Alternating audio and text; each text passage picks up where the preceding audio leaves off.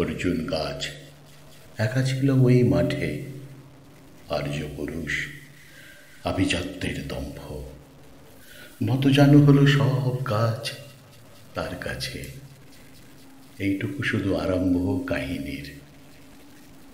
কোথা থেকে কোথা থেকে এলো কৃষ্ণচূড়ার বীজ, যুবতী হলো সে কয়েক বছর পরে, সাঁওতালি মেয়ে খোঁপায় তীব্র লাল। অর্জুন তাকে চাইল আপন করে, নতজানু হবে এমন মেয়ে সে নয়।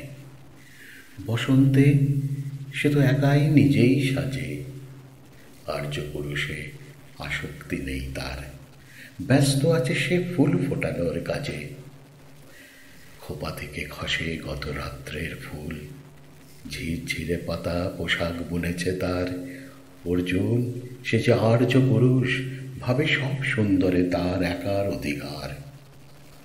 অর্জুন গাছ চেয়ে দেখে দূর থেকেই, কৃষ্ণচূড়ায় হৃদয়ে ঝরছে রোজ। রূপ দেখে তার ধাঁধায় দুখানি চোখ, ভাবে কবে পাবে ওই হৃদয়ের খোঁজ। কাহিনী এবার শেষ করি তাড়াতাড়ি। কৃষ্ণচূড়ায় জেদখানি বড় বেশি, অভিমান সেও বিকাবে না কারো কাছে, বরঞ্চ হবে বন্ধু বা প্রতিবেশী।